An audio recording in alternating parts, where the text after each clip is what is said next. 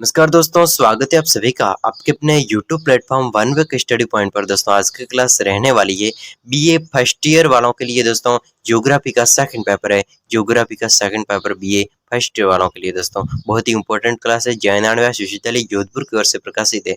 चलिए दोस्तों, हमने पिछली क्लास में लघुत्रात्मक प्रश्नों को देखा था, काफी हद तक देख चुके थे, लेकिन कुछ एक 4-5 एक सवाल दोस्तों इंपॉर्टेंट है एग्जाम की दृष्टि से, तो उन सवालों पर दोस्तों आज की क्लास रहेगी। और उसके बाद में लघुत्रात्मक प्रश्नों पर डिस्कशन करने वाले। लघुत्रात्मक प्रश्नों को दोस्तों समझेंगे पूरे जो भी इंपॉर्टेंट होंगे तो उन्हीं को। तो चलिए दोस्तों, आज की क्लास में अति लघुत्रात्मक प्रश्नों में से 4-5 एक सवाल रह गए थे। उन सवालों पर दोस्तों आज की क्लास है, उसके बाद में अति लघुत्रात्मक प्रश्नों पर बात करने वाले हैं। तो चलिए दोस्तों, आज की क्लास में पहला सवाल है कि सामाजिक वानिकी। दोस्तों सवाल एग्जाम में पूछा जा सकता है, इंपॉर्टेंट क्लास है, इसलिए दोस्तों आज की क्लास में रखा है कि सामाजिक वानिकी आखिर है क्या, इससे आप क्या समझते हैं, इसको लिखना है। तो दोस्तों तो सामाजिक वानिकी वन विभाग, कौन सा विभाग? वन विभाग तथा समाज का एक ऐसा समन्वय होता है। सामाजिक वानिकी वन विभाग और समाज का एक ऐसा समन्वय होता है जो रक्षित वनों पर समाज के भार को कम करता है। रक्षित वन होते हैं ना, तो उस पर दोस्तों समाज के भार को कम करता है। वन संवर्धन की प्रक्रिया को तीव्र करता है। वन संवर्धन यानी कि वन को संवर्धन, उसको संरक्षण और उसमें वनों में कुछ अलग प्रकार की खोज यानी कि वनों के संवर्धन की प्रक्रिया को दोस्तों तीव्र करता है। तथा मानव शक्ति को, दोस्तों मानव की जो शक्ति है, मानव शक्ति को वन उत्पादन की तरफ अग्रसर करता है। यानी कि मानव को ये प्रेरित करता है कि आपको वन दोस्तों संरक्षण करना चाहिए और उसको उत्पादित और लगाना यानी उसका उत्पादन भी करने की ओर अग्रसर करता है। इस तरह सामाजिक वानिकी देश के आर्थिक विकास के साथ में पर्यावरण असंतुलन को दूर करने का साधन है। पर्यावरण का जब असंतुलन हो जाता है, क्यों होता है पर्यावरण का असंतुलन? क्योंकि पर्यावरण में, वातावरण में दोस्तों पेड़ पौधों की कमी होती, जल की कमी होती, तब जाके दोस्तों असंतुलित वातावरण में, पर्यावरण में पैदा होता है। तो दोस्तों सामाजिक वानिकी होती है, वो लोगों को क्या करती है? प्रेरित करती है, वृक्षों को लगाने के लिए प्रेरित करती है। और दोस्तों वृक्ष को उगाने और उसके विकास में दोस्तों पर्यावरण के असंतुलन को दूर करने में ये सामाजिक वानिकी बहुत ही इंपॉर्टेंट रहती है। तो चलिए दोस्तों 91वां सवाल है, बहुत ही एग्जाम की दृष्टि से दोस्तों आपके लिए साठ कर रखे सवाल, टिक लगा कर रखे हैं दोस्तों कि आज की क्लास में ये इंक्लूडेशन होने चाहिए। चलिए, भारत में वनों के विनाश के लिए उत्तरदायी कारण क्या है? भारत में जो वन का विनाश हो रहा है, तो उस वनों के विनाश के लिए उत्तरदायी कारण कौन सा है? तो भारत के वनों के विनाश के लिए निम्न कारण है। तो अनियंत्रित पशुचारण। दोस्तों भारत में वनों का विनाश क्यों हो रहा है? अनियंत्रित पशुचारण। पशुचारण होता है दोस्तों पशुओं का, जैसे जहां तहां भी दोस्तों पशुओं को चरा दिया जाता है, यानी कि अनियंत्रित, उसका नियंत्रण नहीं है पशुओं का चराने का, तो ये भी क्या वनों का विनाश का पहला कारण है। दूसरा, वनों की अत्यधिक कटाई होती है, तो ये भी दूसरा कारण है वनों के विनाश का। दूसरा कारण है पेड़ों की, वनों की अत्यधिक कटाई। तीसरा कारण है परंपरागत कृषि द्वारा वनों का विनाश। परंपरागत कृषि जैसे कि दोस्तों पहले से जो चली आ रही कृषि है, जैसे कि स्थानांतरित कृषि है, तो स्थान बदल के, जैसे कि एक वन था तो उसको साफ किया, फिर उसमें 3 साल तक पैदावार ली और वहां पर क्या हो गया? पैदावार खत्म हो गई, अब उसमें उत्पादन नहीं हो रहा है, तो वापिस दूसरी जगह पर वनों को काट कर उसी स्थान पर दोस्तों कृषि की जाती है। जहां पर वन थे तो वहां पर अच्छी कृषि होती है। तो दोस्तों वनों को काट काट कर परंपरागत कृषि की जाती है और वनों का क्या किया जाता है? विनाश किया जाता है, जिसे जूमिंग कृषि या फिर स्थानांतरित कृषि के नाम से जानते हैं। दिन प्रतिदिन वनों का विनाश होता जा रहा है। तो दोस्तों इन चारों कारणों के कारण ये वनों का भारत में विनाश ज्यादातर होता है। तो चलिए दोस्तों 92वें सवाल है, बहुत ही अच्छा और इम्पोर्टेंट सवाल एग्जाम की दृष्टि से बनता है। क्या है कि वनों के विनाश से होने वाली हानियों का उल्लेख कीजिए। अब वनों का विनाश तो हो रहा है, लेकिन वनों के विनाश से क्या क्या हानियां होती है, तो दोस्तों उसके बारे में सवाल पूछा जा रहा है। तो वर्षा मात्रा में निरंतर कमी। अब अगर वृक्ष कम होंगे, वन कम होंगे, तो दोस्तों क्या होगा? वर्षा कम होगी। जहां पर वृक्ष कम होते हैं वहां पर वर्षा भी कम होती है। मृदा अपरदन में वृद्धि। दोस्तों मृदा अपरदन में वृद्धि होगी। जैसे कि मृदा का अपरदन कैसे होता है कि जैसे कि कोई भी मिट्टी है, ठीक है, मृदा है मिट्टी, तो उसके जैसे कि यहाँ पर इतनी सारी मिट्टी है और यहाँ पर पेड़ पौधे लगे हुए, अगर यहाँ से अगर पानी इस मिट्टी के ऊपर से अगर इधर जाएगा, तो ये वृक्ष लगे हुए इस मिट्टी को रोक कर रखेंगे। अगर ये वृक्ष भी नहीं होंगे, वृक्षों की कटाई कर ली जाएगी, तो ये मिट्टी का अपरदन होगा कि नहीं होगा? मिट्टी भी साथ साथ में पानी के साथ में चली जाएगी। अगर यहाँ पर वृक्ष होंगे, मान लो कि एक खेत है, ठीक है, ये एक खेत है, इस खेत में यहाँ पर बहुत सारी मिट्टी है, ठीक है, इस यहाँ पर मिट्टी है और यहाँ पर बहुत सारे वृक्ष लगे हैं, ठीक है। अब वर्षा का पानी यहाँ से इधर जा रहा है, ठीक है, वर्षा का पानी बहता बहता इधर जा रहा है, इधर जा रहा है, इधर जा रहा है, तो यहाँ पर वृक्ष लगे हुए बहुत सारे, तो इन वृक्षों में ये मृदा है, वो वृक्ष से वो मृदा को नहीं जाने देंगे, केवल पानी पानी को सान कर जाने देंगे बीच में से, वृक्षों के बीच में से, लेकिन इस मृदा को रोक कर रखेंगे। तो ये वन है वो मृदा का संरक्षण करने का कार्य करते हैं। लेकिन अगर वनों का विनाश हो जाएगा, वनों की कटाई हो जाएगी, यहाँ पर से वनों की कटाई हो जाएगी, मैंने ये उदाहरण ले लिया खेत का, तो यहाँ से कटाई हो जाएगी तो मृदा का अपरदन होगा। अपरदन यानी कि मृदा का ह्रास होना, मृदा का पानी के साथ में सला जाना, यही क्या है, मृदा के अपरदन में वृद्धि होगी। आगे है जलवायु की शुष्कता में वृद्धि होगी। अब दोस्तों जलवायु हरी भरी कब रहती है, जब वृक्ष ज्यादा मात्रा में, अगर वृक्षों का विनाश हो गया है तो दोस्तों जलवायु की दोस्तों शुष्कता, ठीक है, तो शुष्कता यानी सूखी ज्यादा हो जाएगी। फिर नदी प्रवाह गति का तीव्र होना, नदी प्रवाह गति का तीव्र होना, तो ये भी दोस्तों इंपॉर्टेंट है। सारे की कमी होगी, वन नहीं होंगे तो सारे की कमी होगी पशुओं के लिए। उद्योगों हेतु कच्चे माल दोस्तों, जैसे कि कोई भी ये कागज वगैरह बनाने के लिए कच्चे माल की जरूरत होती है, वृक्षों की जरूरत होती है, ठीक है, तो कच्चे माल के लिए अनेक प्रकार की, जैसे कि फर्नीचर के काम में भी जो लकड़ियां काम में आती कच्चे माल के रूप में, तो वो भी दोस्तों उसकी भी कमी हो जाएगी। चलिए दोस्तों आगे बढ़ते हैं कि वनों की संरक्षण की आवश्यकता पर प्रकाश डालिए। वनों का संरक्षण क्यों आवश्यक है, उसकी आवश्यकता पर प्रकाश डालना है। तो दोस्तों पहला है मिट्टी के कटाव को रोकने के लिए, हमने अभी पढ़ा, देखो खेत का उदाहरण, मिट्टी का कटाव रोकता है ये वन, ये इसका फायदा है। पर्यावरण प्रदूषण को रोकने के लिए, पर्यावरण का प्रदूषण है तो उसको रोकने के लिए ये वनों का संरक्षण आवश्यक है, पर्यावरण को प्रदूषण, ठीक है। फिर है वृक्षों से प्राप्त होने वाली औषधियां एवं अन्य वस्तुओं की प्राप्ति। अब वृक्ष होंगे तो अलग अलग प्रकार की औषधियां और अन्य वस्तुएं भी प्राप्त होगी। फिर पारिस्थितिकी तंत्र का संतुलन, परिस्थिति यानी कि जो वातावरण का संतुलन है, वातावरण में ऑक्सीजन की मात्रा है, वातावरण में वर्षा की मात्रा है, आर्द्रता की मात्रा है, यानी कि पूरे हम कह सकते हैं पारिस्थितिकी तंत्र को संतुलित बनाने के लिए इन वृक्षों की दोस्तों आवश्यकता पड़ती है, और यही दोस्तों इसके लिए उपयोग में आते हैं। चलिए दोस्तों आगे बढ़ते हैं। भारतीय कृषि की मुख्य समस्या क्या है। भारत में कृषि तो होती है, लेकिन उसकी मुख्य समस्या क्या है, कृषि में पैदावार ज्यादा क्यों नहीं होती है, क्योंकि मानसून की अनिश्चितता। दोस्तों मानसून की क्या चल रहा है और कैसी वर्षा हो रही है। अब दोस्तों सर्दियों के दिनों में सर्दियों के दिनों में एक या फिर दो बार मावट होती है, लेकिन सर्दियों के दिनों में दोस्तों दो चार बार बारिश हो जाती है। तो ये दोस्तों क्या हुआ कि मानसून की अनिश्चितता, यानी कि मानसून कभी भी आ सकता है। मानसून की अनिश्चितता भारत में कृषि की समस्या है। दूसरा, कृषकों को वैज्ञानिक संसाधन की जानकारी न होना। कृषक है जैसे कि खेती करते किसान, तो किसानों को खेती करने की जो वैज्ञानिक संसाधनों की जानकारी नहीं है, तो ये भी दोस्तों भारत की क्या कृषि करने की मुख्य समस्या है। बाकी कृषि के परंपरागत साधनों का प्रयोग, कृषि के परंपरागत साधन, यानी कि परंपरागत साधन का अर्थ हुआ पहले से चले आ रहे साधन, ठीक है, पहले जमाने से आज जमाने तक जो एक ही प्रकार के सामान यूज करते हैं, तो ये भी दोस्तों कृषि के लिए नुकसानदायक है, क्योंकि आज के जमाने में दोस्तों आज की वैज्ञानिक तरीकों से, आज की परंपरागत कृषि के रूप में दोस्तों आधुनिक साधनों का उपयोग करना चाहिए। तो दोस्तों परंपरागत साधनों का उपयोग करते हैं किसान लोग, तो ये भी भारतीय कृषि की प्रमुख समस्या है। आगे भंडारण, भूखंडों का समान विभाजन, भूखंडों का दोस्तों समान विभाजन, भूखंड यानी कि भूमि के जो खंड है तो उसका समान रूप से विभाजन हो जाता है, तो इसलिए भी दोस्तों कृषि में कमी आती है। चलिए हरित क्रांति के 4 लाभ बताइए। हरित क्रांति हुई थी तो ये इसकी लाभ क्या मिला, तो वैज्ञानिक कृषि को बढ़ावा मिला, वैज्ञानिक कृषि है तो उसको बढ़ावा मिला हरित क्रांति के कारण। फिर खाद्यान्नों में आत्मनिर्भरता, खाद्यान्न यानी कि जैसे कि गेहूं है तो गेहूं में खाद्यान्न फसलें, गेहूं है, चावल है, तो उसमें आत्मनिर्भरता यानी कि किसी दूसरे देश के पास में मांगने की जरूरत, आत्मनिर्भरता बढ़ी हरित क्रांति के कारण। फिर औद्योगिक कच्चे माल की पर्याप्त पूर्ति, औद्योगिक कच्चे माल की प्राप्त पूर्ति हुई किसके कारण, हरित क्रांति के कारण।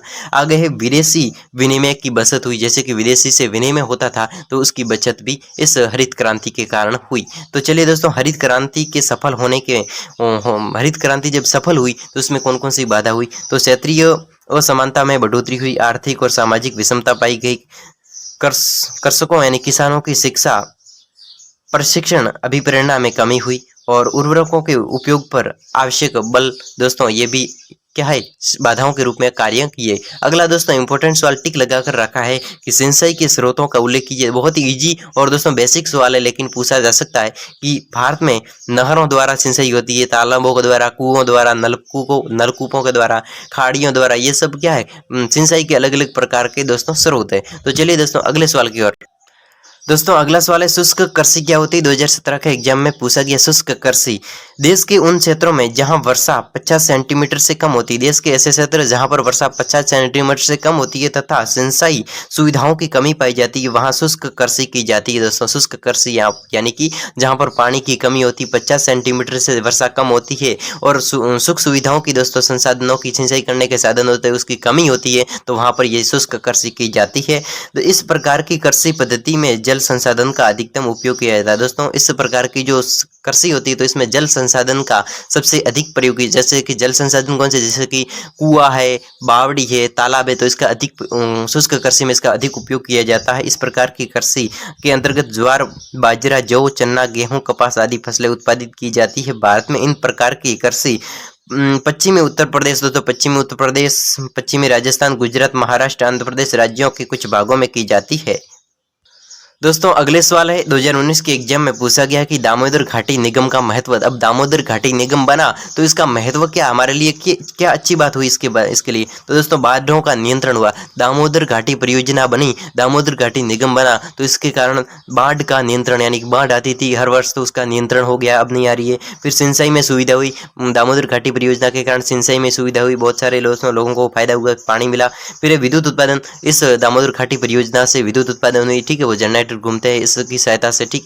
तो फिर दामोदर घाटी परियोजना से जल यातायात बढ़ा। दोस्तों जल यातायात होता है तो जल के अंदर, ठीक है। फिर जल, दोस्तों संसाधन किसे कहते हैं, बहुत बेसिक और इजी परिभाषा, लेकिन इसको ध्यान में रखना आवश्यक होता है। वे पदार्थ जिसका उपयोग कर मानव अपनी आवश्यकताओं की पूर्ति की, वे पदार्थ जिसका उपयोग करके मानव अपनी आवश्यकताओं की पूर्ति करता है दोस्तों संसाधन कहलाते हैं, जैसे कि अयस्क, सोना, चांदी, कोयला, पेट्रोलियम, भूमि, वन, जल, पवन। दोस्तों हमने इसको पिछली क्लास में अच्छी तरीके से देखा था। तो वन दोस्तों ये संसाधन वो होते हैं जो हमारी आवश्यकताओं की पूर्ति करते हैं, ठीक है। जैसे कि सोना हमारी आवश्यकता, कोयला है वो विद्युत के लिए हमारे लिए आवश्यक है, पेट्रोलियम है वो किसी भी मशीन को चलाने के लिए हमारे लिए चाहिए, भूमि है वो कृषि करने के लिए हमारे लिए चाहिए, वन है वो पारिस्थितिक तंत्र को बनाने के लिए हमें चाहिए, पानी है वो पीने के लिए और पौधों को पीने के लिए चाहिए, पवन है वो हमारे लिए दोस्तों श्वास लेने के लिए, हम कुछ भी कह सकते हैं दोस्तों, जैसे कि पेड़ पौधों के लिए श्वास करने के लिए, मानव को श्वास करने के लिए, जीवित रहने के लिए पवन भी चाहिए। यानी कि हमारी आवश्यकता को जो भी वस्तुएं पूरी करती है तो वो कौन सा होता है, संसाधन कहलाते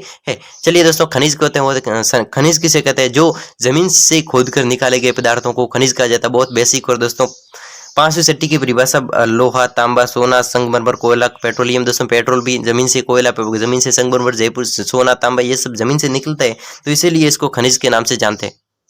दोस्तों एक और सवाल पूछा गया 2014 के एग्जाम में कि नीली क्रांति, दोस्तों नीली क्रांति किससे संबंधित थी। तो नीली क्रांति है वो मत्स्य उद्योग के संबंधित थी। किससे संबंधित थी, नीली क्रांति मत्स्य उद्योग से संबंधित थी। दोस्तों अगला इंपॉर्टेंट सवाल बनता है दोस्तों कि लौह अयस्क के प्रमुख प्रकार कौन कौन से। लौह अयस्क, जैसे कि लोहे का कोई भी अयस्क है तो इसके कौन कौन से प्रकार है। तो एक तो है मैग्नेटाइट, मैग्नेटाइट इसमें लोहे की 72% मात्रा पाई जाती है और रंग काला होता है, ये मैग्नेटाइट, इसमें लोहा पाया जाता है मैग्नेटाइट। दूसरा है हेमेटाइट, हेमेटाइट भी लोहे का प्रकार है, तो लोहे की मात्रा 60 से 70% पाई जाती है, इसका रंग काला और भूरा होता है दोस्तों हेमेटाइट। अगला है लिमोटाइट, लोहे का अगला प्रकार है, लोहे अयस्क का अगला प्रकार है लिमोटाइट। दोस्तों लिमोटाइट इसमें 30 से 60% लोहे की मात्रा होती है और पीले रंग का होता है। अगला है डेसीराइट, डेसीराइट भी लोहे की दोस्तों प्रकार होता है, तो इसकी मात्रा 10 से 48% लोहे की मात्रा पाई जाती है और इसका रंग राख हल्का भूरा होता है। दोस्तों लोहे के अयस्क के प्रकार, यानी कि लोहे के प्रकारों की बात हो रही है, मैग्नेटाइट, हेमेटाइट, लिमोनाइट और सिडेराइट, तो ये 4 प्रकार है लोहे के। अगले सवाल की ओर आगे बढ़ते हैं दोस्तों, लोहे एवं इस्पात उद्योगों में कौन सी समस्या आती है। तो इस्पात का मूल्य अधिक होना, इस्पात का, लोहे और इस्पात के उद्योग में समस्या क्या आती है। तो इस्पात का जो मूल्य है वो अधिक है और लोहे का मूल्य कम है, तो ये पहली समस्या। दूसरी समस्या है प्राविधिक विशेषज्ञों की कमी, प्रविधि विशेषज्ञों की कमी, कोयले की कमी और श्रमिक हड़ताल। दोस्तों एक और सवाल पूछा जा रहा है क्लास 10th 11th और 12th तीनों कक्षाओं में दोस्तों ये सवाल आता है कि कोयले के प्रमुख प्रकार। दोस्तों आप बहुत ही इजी सवाल है कि पीट कोयला, लिग्नाइट कोयला, जैसे कि भूरा कोयला, बिटुमिनियम और एंथ्रेसाइट, बिटुमिनियम, लिग्नाइट और पीट कोयला, तो ये 4 प्रकार के कोयले होते हैं। तो इसमें से कुछ मात्राएं आप याद कर लो। तो एंथ्रेसाइट है वो 95% है, बिटुमिनियम है वो 40 से 25% है। लिग्नाइट है वो 20% है। और पीट कोयला वो जलवायु की मात्रा अधिक, कार्बन की मात्रा बहुत ही कम होती है। दोस्तों आपको एग्जाम में सवाल पूछा जा सकता है, दोस्तों देखने को मिल सकता है। ध्यान में रखना कि भारत के 5 कोयला उत्पादक राज्यों के नाम लिखे हैं, तो बिहार, झारखंड, मध्य प्रदेश, पश्चिम बंगाल, आंध्र प्रदेश, छत्तीसगढ़, उत्तर प्रदेश, ओडिशा। प्रमुख कोयला उत्पादक राज्य, कोयला उत्पादक राज्यों के नाम दोस्तों बिहार, झारखंड, मध्य प्रदेश, पश्चिम बंगाल, आंध्र प्रदेश, छत्तीसगढ़, उत्तर प्रदेश, ओडिशा प्रमुख कोयला उत्पादक राज्य के रूप में आते हैं। दोस्तों एग्जाम की दृष्टि से बेहद ही इंपॉर्टेंट सवाल बनता है कि ऊर्जा के गैर परंपरागत स्रोत कौन कौन से, ऊर्जा के गैर परंपरागत स्रोत क्या है। तो इसको लो दोस्तों, सवाल पूछा जा सकता है कि ऊर्जा के गैर परंपरागत स्रोत। हमारे देश में ऊर्जा की मांग निरंतर बढ़ती जा रही है। हमारे भारत देश में ऊर्जा की मांग निरंतर बढ़ती जा रही है। साथ ही मांग और आपूर्ति के बीच अंतर भी दिनों दिन बढ़ता जा रहा है। दोस्तों मांग ज्यादा बढ़ रही है और दोस्तों आपूर्ति कम हो रही है, तो इसमें दिनों दिन अंतर है वो बढ़ता जा रहा है। ऊर्जा के परंपरागत स्रोत भी तेजी से खत्म, ऊर्जा के जो परंपरागत स्रोत है तो वो भी तेजी से खत्म हो रहे हैं। तो ऐसी परिस्थिति में देश में ऊर्जा की नवीकरण योग्य स्रोतों के उपयोगी बढ़ाने के हर संभव प्रयास किए जा रहे हैं। यानी कि देश के लिए ऊर्जा और नए उद्योगों के स्रोत का उपयोग बढ़ाने के लिए हर संभव प्रयास किया जा रहा है। सौर ऊर्जा, पवन ऊर्जा, बायोगैस, बायोमास ऊर्जा, भूतापीय ऊर्जा, ज्वारीय ऊर्जा, खेत तथा जानवरों के अवशिष्ट पदार्थों से उत्पन्न ऊर्जा आदि ऊर्जा के गैर परंपरागत स्रोत है। दोस्तों ऊर्जा के गैर परंपरागत यानी आधुनिक, दोस्तों आज के जमाने के जो स्रोत होते हैं, जो पदार्थ होते हैं, जो हमारे लिए उपयोग में आते हैं, आज के जमाने होते हैं, तो उसको हम क्या कहते हैं, ऊर्जा के गैर परंपरागत। मतलब आज के जमाने के, अगर परंपरागत कहे तो पहले के जमाने, अगर गैर परंपरागत है कहे तो आज के जमाने के। नहीं, ऊर्जा के आज के जमाने के स्रोत कौन कौन से उसके बारे में लिखना है। दोस्तों सवाल को समझना है। तो दोस्तों आज के जमाने के लिए लगातार ऊर्जा की कमी हो रही है, और ऊर्जा की मांग बढ़ रही है, लेकिन उसकी आपूर्ति दिनों दिन बढ़ती जा रही है, आपूर्ति नहीं हो रही है। इसलिए नवीन तकनीकी की खोज बार बार की जा रही है। और उन नवीन तकनीकियों में दोस्तों सौर ऊर्जा है, जैसे कि सूर्य से प्राप्त ऊर्जा, पवन ऊर्जा है, पवन चक्की से प्राप्त ऊर्जा, बायोगैस जैसे कि गैसों के द्वारा प्राप्त ऊर्जा की जाती है, बायोमास ऊर्जा है, भूतापीय ऊर्जा जैसे कि भूमि के ताप के आधार पर ऊर्जा, फिर है ज्वारीय ऊर्जा जैसे कि ज्वारीय समुद्र का जल ऊपर उठता है नीचे बैठता है, उसके आधार पर दोस्तों जो ऊर्जा उत्पन्न होती है उससे भी काम में लिया जाता है। फिर खेत तथा जानवरों के अवशिष्ट, ठीक है, खेत में जो अवशिष्ट होते हैं, जानवरों के जो अवशिष्ट गोबर वगैरह होते हैं, तो उसके द्वारा गोबर गैस प्लांट लगाकर दोस्तों ऊर्जा प्राप्त की जाती है। तो ये ऊर्जा के परंपरागत स्रोत के अंतर्गत, आज के स्रोत के अंतर्गत आते हैं। दोस्तों ध्यान लगाकर सुनो, आपको समझ में जरूर आएगा।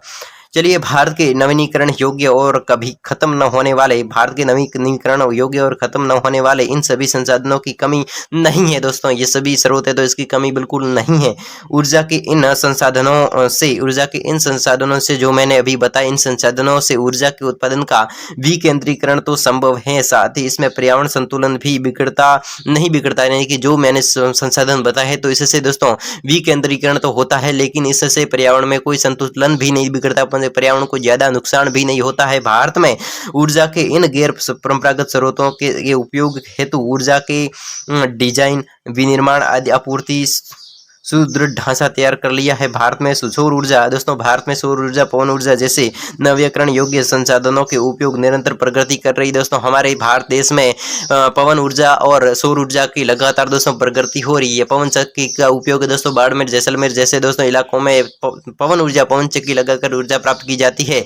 और साथ ही साथ में सौर ऊर्जा तो दोस्तों हर जगह लगा सकते हैं, जहाँ पर जैसे कि पश्चिमी दोस्तों भारत में सौर ऊर्जा यानी कि सूर्य से प्राप्त जो सूर्य प्लेट लगाकर जो ऊर्जा प्राप्त की जाती है, तो ये भी दोस्तों आधुनिक गैर परंपरागत स्रोतों के अंतर्गत आता है। दोस्तों आगे बढ़ते हैं कि भारत से आयात करने वाले तथा भारत को निर्यात करने वाले सर्व प्रमुख देश, भारत को आयात करने वाले और भारत को निर्यात करने वाले सर्व प्रमुख देश कौन कौन से हैं। यानी कि भारत को आयात यानी कि भारत को सामान देने वाले और भारत में से सामान ले जाने वाले देशों के नाम मैंने दोस्तों इसको इजी भाषा में आपके सामने पेश किया कि भारत में से जो भी सामान है वो बाहर जाता है तो उसे क्या कहेंगे, निर्यात कहेंगे, और भारत में बाहर से कोई सामान आता है तो उसके आयात कहेंगे। तो भारत के आयात करने वाले, भारत को आयात करने वाले देश है वो अमेरिका से भारत में सामान आता है, ब्रिटेन से, रूस से, फ्रांस से, जर्मनी से, इटली से, जापान से, पेरू से, कनाडा से, ऑस्ट्रेलिया से, सूडान से, नेपाल से, श्रीलंका से। तो इन देशों से भारत में आयात होता है, कोई भी सामग्री आयात होती है यानी आती है। भारत को निर्यात करने वाले देश दोस्तों अमेरिका है, ब्रिटेन है, जापान है, फ्रांस है, रूस, Germany, Canada, Burma, Sudan, Norway. तो इन लोगों के पास में, इन देशों के पास में दोस्तों भारत के पास से सामग्री जाती है, और ये अमेरिका, ब्रिटेन, ये ऊपर वाले तो इसके पास में तो क्या सामग्री आती है भारत में। चलिए दोस्तों, बहुत इजी सवाल है और आपको आता भी होगा, ये तो जनरल का सवाल है दोस्तों, क्योंकि बिल्कुल देशों के नाम दे रखे, अड़ोसी पड़ोसी देशों के नाम है, कोई बड़े नहीं।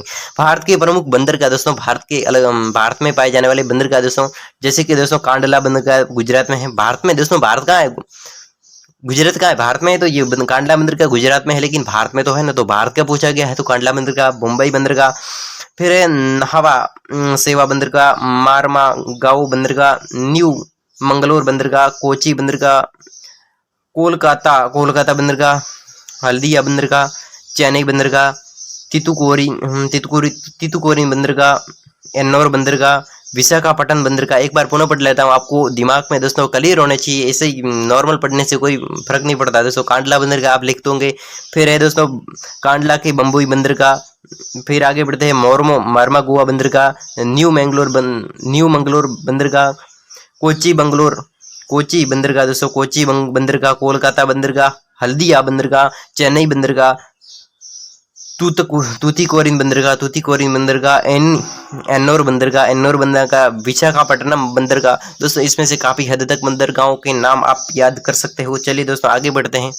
दोस्तों अगला सवाल है, मलायाबार तटीय प्रदेश की प्रमुख फसलें। मलायाबार की तटीय प्रदेश दोस्तों, मलायाबार तटीय प्रदेश की प्रमुख फसलें कौन कौन सी है, तो मलायाबार तटीय प्रदेश की वर्षा अधिक मात्रा में होने के कारण, यहाँ सामान्य तापमान अनुकूल होने के कारण सुपारी होती है दोस्तों। सुपारी है, गरम मसाले है, तेल है, आम है, नारियल है, चावल अधिक मात्रा में पाया जाता है दोस्तों। मलायाबार तटीय प्रदेश है तो यहाँ पर वर्षा की मात्रा अधिक होने के कारण, अनुकूल परिस्थिति होने के कारण ये सुपारी, गरम मसाले और साथ ही साथ में केला, आम, नारियल, चावल आदि पैदा किए जाते हैं।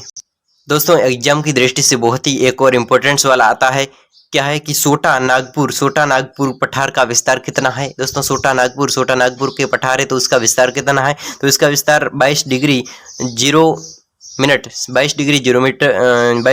मीटर उत्तरी अक्षांश से 22 डिग्री 0 मिनट उत्तरी अक्षांश से 25 डिग्री 30 मिनट उत्तरी अक्षांश 83 डिग्री 87 मिनट पूर्वी देशांतर 87 डिग्री 50 मिनट पूर्वी देशांतर के बीच में विस्तृत है दोस्तों। छोटा नागपुर का जो पठार है वो 22 डिग्री 0 मिनट उत्तरी अक्षांश, 22 डिग्री 0 मिनट उत्तरी अक्षांश, 25 डिग्री 30 मिनट उत्तरी अक्षांश और 83 डिग्री 47 मिनट है वो पूर्वी देशांतर, 87 डिग्री 50 मिनट है वो पूर्वी देशांतर के बीच में स्थित है। चलिए दोस्तों एक और सवाल है कि छोटा नागपुर के पठार सबसे ऊंचा भाग कौन सा। छोटा जो नागपुर का पठार है तो उसका सबसे ऊंचा भाग कौन सा है। सवाल पूछा जा रहा है कि छोटे नागपुर के पठार का सबसे ऊंचा भाग कौन सा है।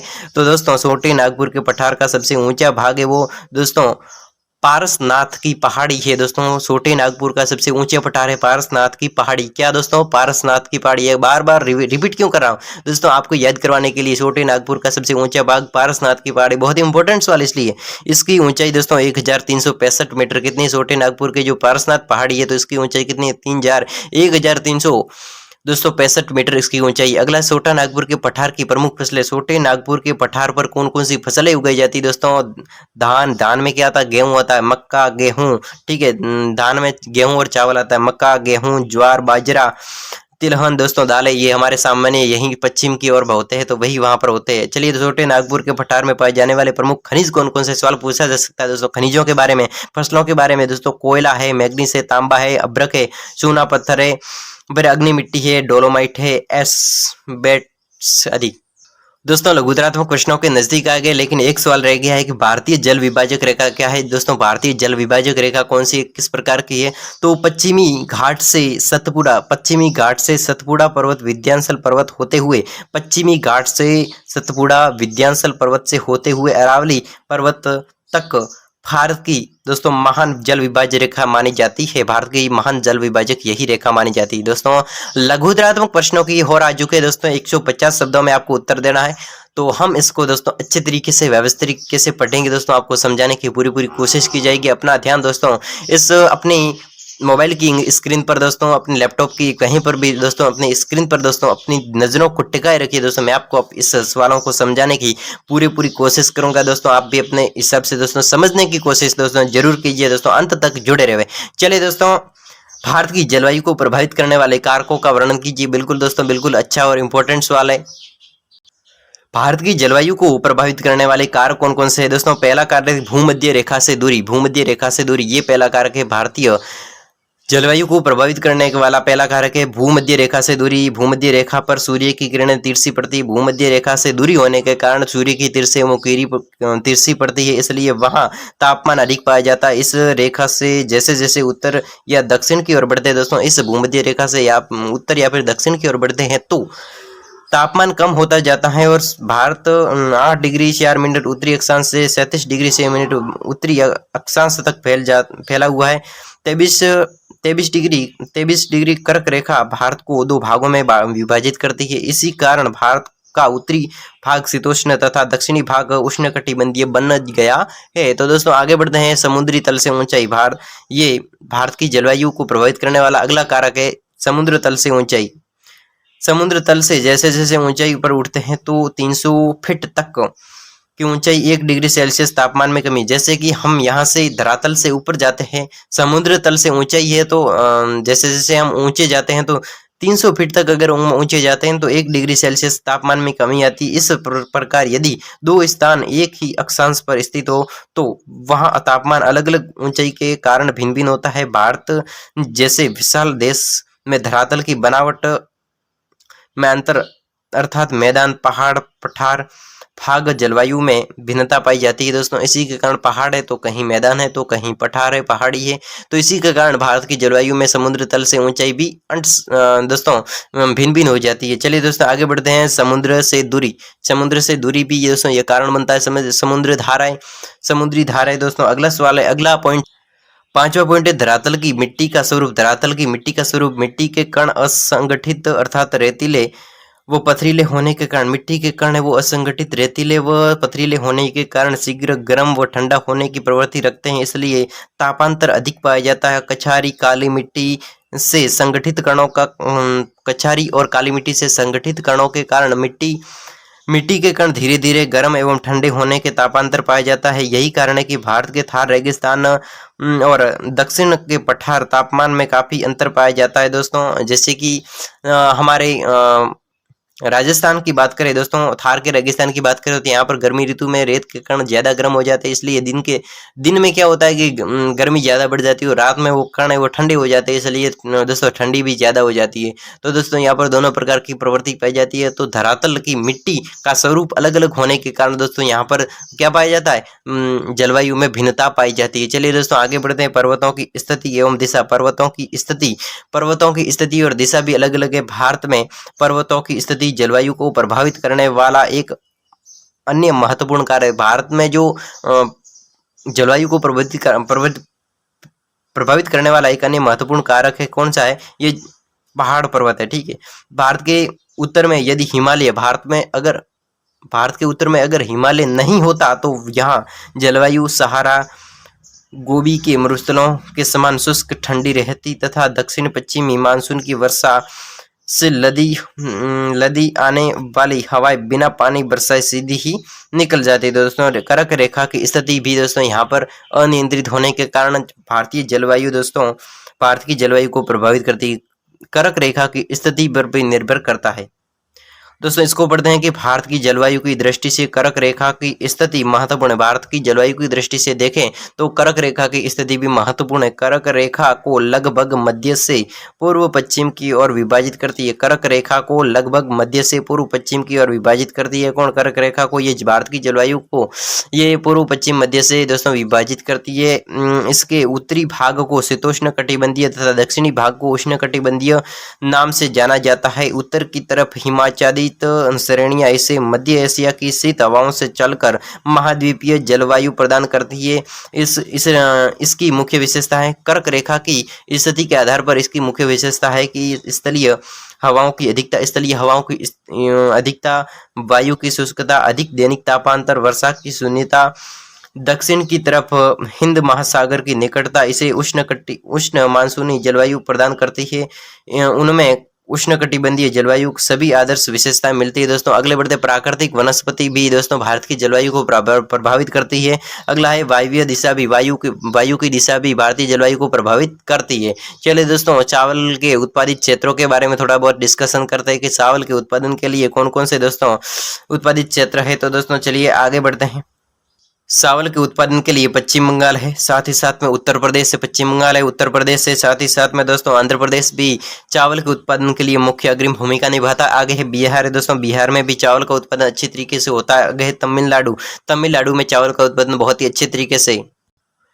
आगे है ओडिशा में भी चावल का उत्पादन, पंजाब में, छत्तीसगढ़ में, मध्य प्रदेश में दोस्तों, मध्य प्रदेश में, महाराष्ट्र में, असम में और अन्य उत्पादक दोस्तों राज्यों में मिलता है, जैसे कि हरियाणा है, कर्नाटक है। ठीक है, कर्नाटक के दक्षिणी कनारा, शिमोगा, माड़िया, यहाँ पर दोस्तों अलग अलग स्थानों पे, हरियाणा में भी दोस्तों, हरियाणा के कुछ इलाकों क्षेत्रों में, जिलों में भी यहाँ पर दोस्तों क्या चावल का उत्पादन अच्छे तरीके से होता है। भारत के प्रमुख चीनी उत्पादक ये दोस्तों इतना इंपॉर्टेंट नहीं। चलिए आगे बढ़ते हैं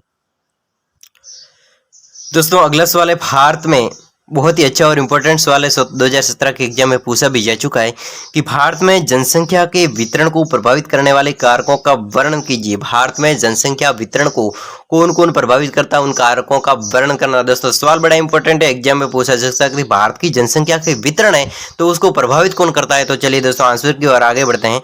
भारत किसी भी राष्ट्र में जनसंख्या का घनत्व उसके तत्वों पर निर्भर करता है। कोई भी राष्ट्र हो, कोई भी देश हो, तो उसमें जनसंख्या का घनत्व, अगर किसी क्षेत्र में, अगर किसी नगर में जनसंख्या अधिक है तो उसका कारण क्या है, तो वहां का दोस्तों अनेक तत्वों पर, अलग अलग प्रकार के तत्वों पर अगर सुख सुविधा अधिक है तो वहां पर भीड़ ज्यादा, जनसंख्या ज्यादा होगी। अगर कुछ अलग प्रकार की जलवायु, ठंडी जलवायु है और एक सामान्य मौसम की तरह दोस्तों जलवायु बहती है तो वहां पर भी दोस्तों जनसंख्या की अधिकता पाई जाएगी। तो दोस्तों यदि भौगोलिक एवं आर्थिक कारण अनुकूल हो, अगर भौगोलिक यानी भूगोल के, धरातल के और आर्थिक यानी धन व्यवस्था के अगर कारक है वो अनुकूल हो, भौगोलिक और आर्थिक कारण वो अनुकूल हो, तो उस क्षेत्र में जनसंख्या घनत्व अधिक होता है। भौगोलिक एवं आर्थिक कारणों के साथ में जनसंख्या के घनत्व को धार्मिक एवं राजनीतिक कारण भी प्रभावित करते हैं। अगर दोस्तों भौतिक सुविधा अच्छी है, आर्थिक यानी पैसों की सुविधा अच्छी है, तो भी जनसंख्या का घनत्व किसी क्षेत्र में अधिक होगा। लेकिन इसके साथ साथ में भी जनसंख्या घनत्व धार्मिक और राजनीतिक कारण के ये भी दोनों कारण जनसंख्या के घनत्व को प्रभावित करते हैं। इस प्रकार विश्लेषण की दृष्टि से जनसंख्या के घनत्व को प्रभावित करने वाले कारकों को निम्न 3 भागों में विभाजित किया जा सकता है। दोस्तों भौगोलिक तत्व, पहला तत्व है भौगोलिक, उत्तम भौगोलिक स्थिति। कोई भी शहर हो, कोई भी देश हो, तो उसकी क्या उत्तम भौगोलिक स्थिति।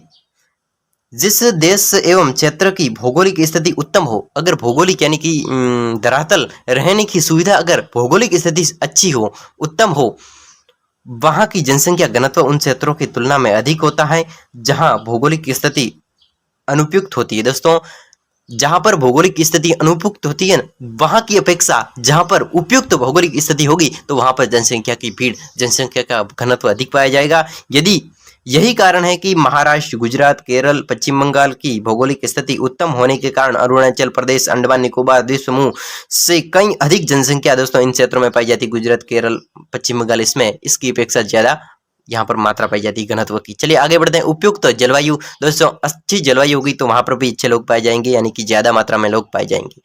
जनसंख्या का घनत्व उन स्थानों पर अधिक देखने को मिलता है, जनसंख्या का घनत्व उन स्थानों पर अधिक देखने को मिलता है जहां की जलवायु उत्तम तथा आर्थिक दृष्टि से लाभदायक हो। जहां की जलवायु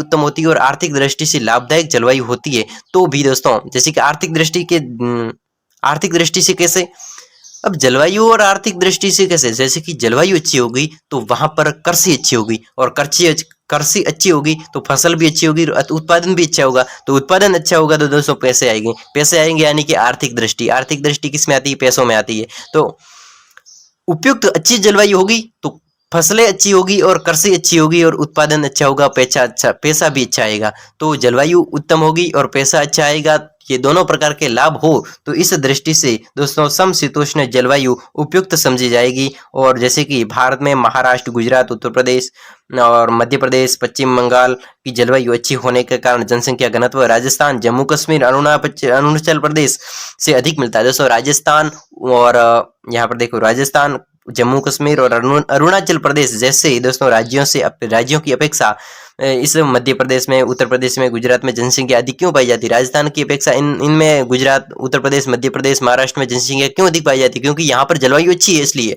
आगे बढ़ते हैं धरातल की बनावट। दोस्तों धरातल यानी कि जमीन की बनावट किस प्रकार की है दोस्तों, ये भी दोस्तों इफेक्ट डालता है लोगों के घनत्व पर।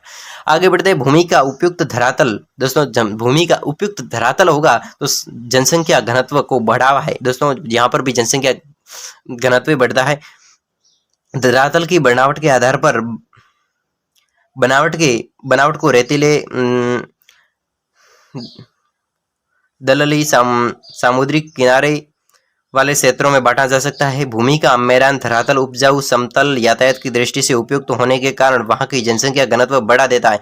भारत की मैदानी भागों में, जैसे कि भारत के मैदानी भाग जैसे पंजाब है, हरियाणा है, उत्तर प्रदेश है, समुद्री तटीय मैदान है, जनसंख्या घनत्व अधिक पाया जाता है। जैसे समुद्री तटीय है हरियाणा, उत्तर प्रदेश, पश्चिम बंगाल है, तो यहाँ पर जनसंख्या घनत्व अधिक पाया जाता है। क्यों पाया जाता है? क्योंकि यहाँ पर समतल भूमि है, ठीक है, अच्छी भूमि है। इसके विपरीत दोस्तों रेगिस्तान में दोहरे हैं, कहीं पर पहाड़ है, कहीं पर दोस्तों रहने लायक अनुपजाऊ भूमि है, कहाँ पर समतल मैदान है। तो अलग अलग प्रकार की रेगिस्तान में दोस्तों दलदली भूमि है, पर्वतीय क्षेत्र राजस्थान, दोस्तों जम्मू कश्मीर में एकदम बर्फ पड़ता है तो वहाँ पर भी कोई ज़्यादा मनुष्य नहीं रहते हैं। फिर अरुणाचल प्रदेश में दोस्तों धरातल की अच्छी बनावट नहीं है तो यहाँ पर भी लोग नहीं रहते हैं। जनसंख्या घनत्व दोस्तों यहाँ पर कम मिलता है। किसकी अपेक्षा कम मिलता है? जैसे कि यहाँ पर दोस्तों राज्यों के नाम दे रखे हैं, जैसे कि पंजाब है, हरियाणा, उत्तर प्रदेश, इन देशों में दोस्तों ज़्यादा, इन राज्यों में ज़्यादातर धरातल अच्छी हैं तो यहाँ पर दोस्तों लोग भी अच्छी मात्रा में पाए जाते हैं, घनत्व अच्छा है। आगे बढ़ते हैं प्राकृतिक साधनों की आपूर्ति। प्राकृतिक साधनों की, जहाँ पर प्राकृतिक साधनों या जैसे कि प्रकृति हमें प्रदान करती है साधन, तो उसकी अगर पूर्ति होगी तो वहाँ पर भी जनसंख्या घनत्व होगा। भारत के जिन स्थानों में जैसे कि खनिज संपदा है, यानी कि जमीन से निकलने वाले खनिज संपदा है, और वन है, पशु है, मछली, शक्ति के साधन पर्याप्त मात्रा में पाए जाते हैं, वहाँ जनसंख्या घनत्व बहुत अधिक मात्रा में देखने को हमें मिलता है, क्योंकि वहाँ पर लोगों के रोजगार अच्छे अवसर प्रदान करते हैं। दोस्तों प्राकृतिक संसाधन की पूर्ति होगी तो वहाँ पर रोजगार के भी अच्छे अवसर प्राप्त होते हैं, इसलिए वे इन्हीं स्थानों पर अधिक रहना पसंद करते हैं। भारत में बिहार, उड़ीसा, मध्य प्रदेश, पश्चिम बंगाल, तमिलनाडु जनसंख्या अधिक घनत्व यही कारण है दोस्तों, जनसंख्या का अधिक घनत्व का यही कारण है। अगला है पर्याप्त वर्षा। पर्याप्त वर्षा होगी तो वहाँ पर भी दोस्तों जनसंख्या की अधिक मात्रा होगी, जैसे उत्तर प्रदेश, पश्चिम बंगाल, यही दोस्तों सेम राज्य है। अगला है उपजाऊ मैदान। उपजाऊ अगर मैदान होगा तो यहाँ पर कृषि अधिक मात्रा में होगी तो वहाँ पर भी दोस्तों क्या लोग अधिक मात्रा में, जनसंख्या घनत्व अधिक मात्रा में पाया जाएगा। उपजाऊ मैदान वाले क्षेत्र जनसंख्या के घनत्व की दृष्टि से काफी अनुकूल होते हैं। उपजाऊ मैदान वाले जो क्षेत्र होते हैं वो जनसंख्या की दृष्टि से काफी अनुकूल होते हैं, क्योंकि वहां पर कृषि व्यवसाय के साथ साथ उसमें संबंधित अनेक उद्योग भी पनपने लगते हैं। यातायात एवं संचार सुविधाएं भी मिलती है, यातायात एवं संचार सुविधाएं मिलती है, आसानी से उपलब्ध हो जाती है।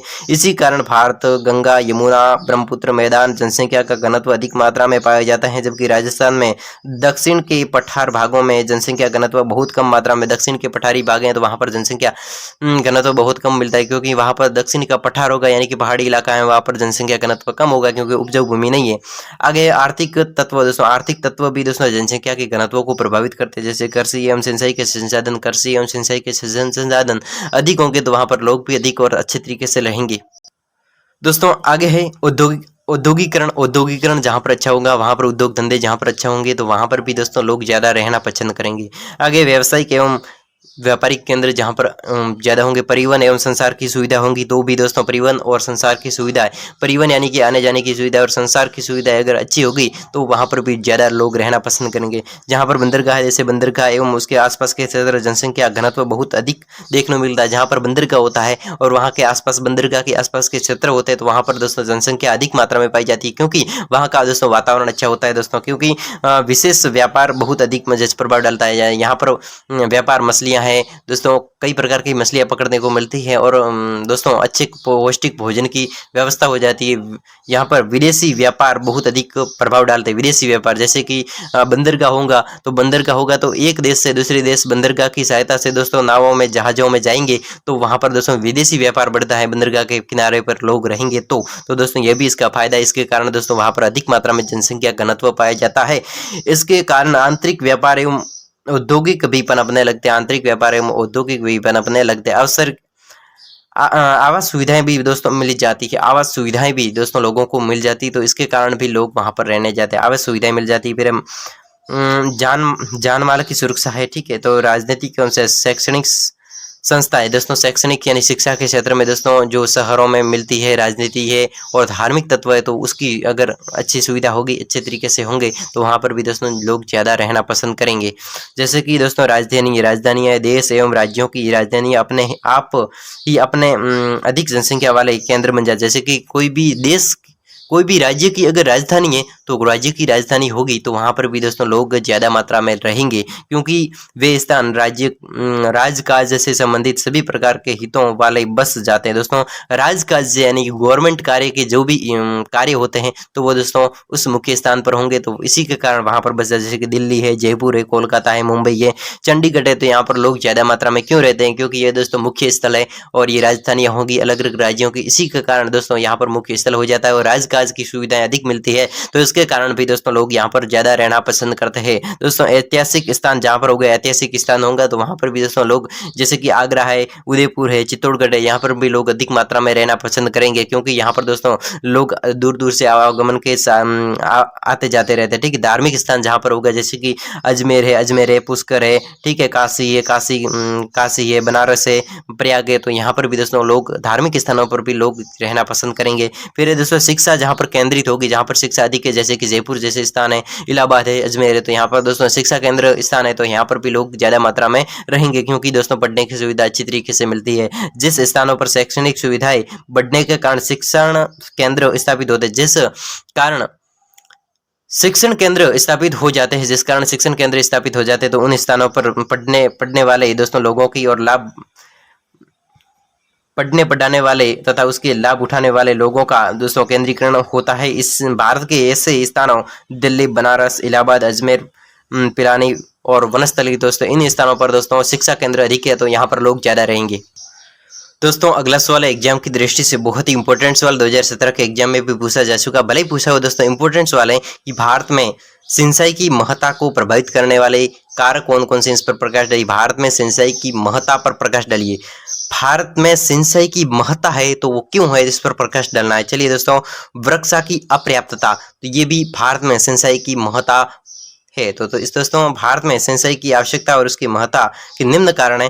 तो भारत की वर्षा की अपर्याप्तता, भारत के कई प्रदेशों जैसे राजस्थान, पंजाब, हरियाणा, आंध्र प्रदेश आदि में बहुत कम मात्रा में वर्षा होती है, अतः अपर्याप्त वर्षा की पूर्ति सिंचाई साधनों से ही संभव है। अपर्याप्त वर्षा की पूर्ति है वो सिंचाई साधनों से ही दोस्तों की जा सकती है। तो भारत में सिंचाई की महत्ता दोस्तों, भारत में सिंचाई करने के लिए अलग अलग प्रकार की दोस्तों सिंचाई संसाधनों की जरूरत पड़ती है, क्योंकि यहाँ पर वर्षा की अपर्याप्तता पाई जाती है। जैसे राजस्थान, पंजाब, हरियाणा, यहाँ पर वर्षा की अपर्याप्तता है, इसलिए सिंचाई संसाधनों जैसे कि कुआं है, बावड़ी है, तालाब है, तो इसका उपयोग दोस्तों करना पड़ता है, क्योंकि दोस्तों पानी की कमी के कारण। अगला है सीमित अवधि में वर्षा होती है, सीमित अवधि के लिए वर्षा होती है, तो ये भी दोस्तों सिंचाई के लिए भारत में सभी भागों में एक ही अवधि में अर्थात वर्षा नहीं होती, यानी कि वर्षा ऋतु में एक ही मौसम में वर्षा नहीं होती, केवल एक ही मौसम, जैसे कि वर्षा ऋतु चलती है तो वर्षा ऋतु के अंदर एक साथ में भारत में एक ही दोस्तों महीने में बरसात नहीं होती, अलग अलग क्षेत्रों में अलग अलग दोस्तों महीनों में वर्षा तो होती है। तो भारत में सभी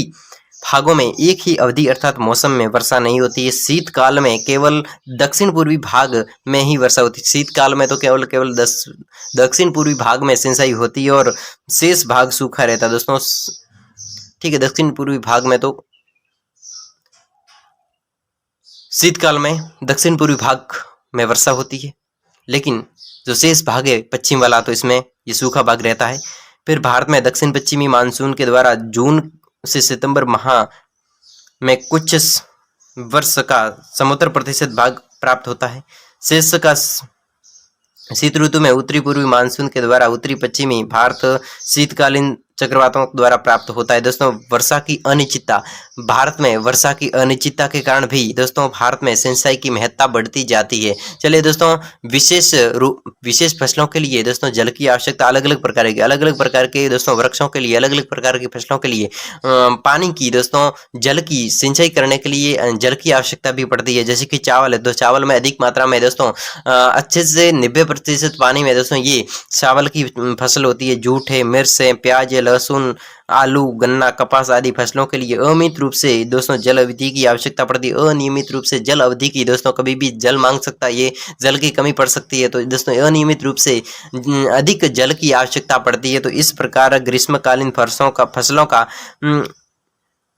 वर्षी आदि के लिए प्रतिवर्ष 90 सेंटीमीटर, रसदार फलों के लिए 100 सेंटीमीटर, कठोर फलों के लिए 75 सेंटीमीटर अतिरिक्त वर्षा की आवश्यकता पड़ती है। जैसे कि दोस्तों ग्रीष्म ऋतु में पकने वाले फल है, जैसे कि 90%, ये देखो वर्षिम आदि के लिए, वर्षिम जैसे फलों के लिए 90 सेंटीमीटर वर्षा की जरूरत पड़ती है, और रसदार फलों के लिए 100% वर्षा की जरूरत पड़ती है। और कठोर फल होते हैं जैसे नारियल वगैरह, तो उसके लिए 75% दोस्तों वर्षा की जल आवश्यकता पड़ती है। तो अलग अलग प्रकार के दोस्तों अलग अलग वृक्षों के लिए, अलग अलग फसलों के लिए अलग अलग प्रकार की वर्षा की आवश्यकता पड़ती है। अतः जल की आपूर्ति दोस्तों सिंचाई के द्वारा की जाती है, सिंचाई करनी पड़ती है। इसके लिए वर्षा की असमान वितरण, वर्षा का असमान वितरण, जैसे कि पूरा भारत है तो वहां पर अलग अलग भारत के भागों में, जैसे उत्तर पूर्व, पश्चिम पूर्व, तो यहाँ पर दोस्तों अलग अलग भागों में, पूर्व पश्चिम, तो यहाँ पर उत्तर पश्चिम, तो यहाँ पर दोस्तों अलग अलग भागों में अलग अलग तरीके की असमान वर्षा होती है, जहाँ पर कहीं पर अधिक होती है, कहीं पर कम होती है। ठीक है, आगे बढ़ते। अधिकतम भूमि का कृषि के लिए उपयोग, अधिकतम भूमि का कृषि के लिए उपयोग होता है। भारत में अधिकतम भूमि का कृषि के लिए उपयोग होता है, तो यही दोस्तों सिंचाई के महत्व को बढ़ाता है। आगे भारत में अनेक भागों में जल के अभाव में, भारत में अनेक भागों में जल के अभाव में बेकार पड़ी रहती है। उदाहरण के लिए राजस्थान के उत्तरी पश्चिमी भाग में वर्षा और पानी के अभाव, बहुत सी भूमि व्यर्थ पड़ी रहती है।